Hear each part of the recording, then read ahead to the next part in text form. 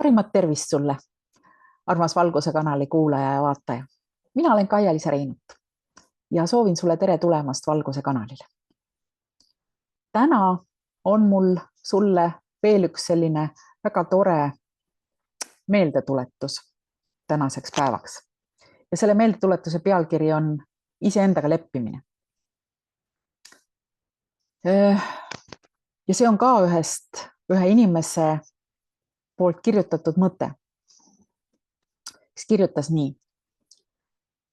Täna ma palun kõrgemaid jõude, et mul oleks nii palju alandlikkust ja tervet mõtlemist, et taibata ja meeles pidada, et nii mina kui me kõik oleme Jumala lapsed, allika lapsed. Et me oleme jumalikud hinged inimese kehas.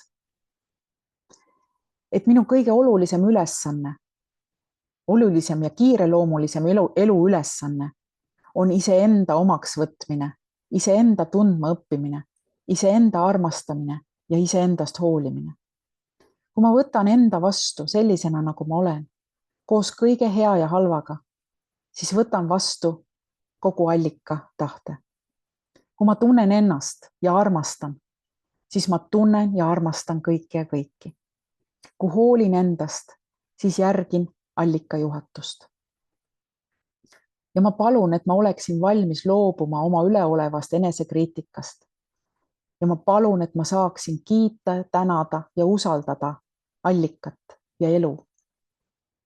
Sest sellega ma võtan vastu enda ja hoolitsen enda eest ise. Kohtumiseni.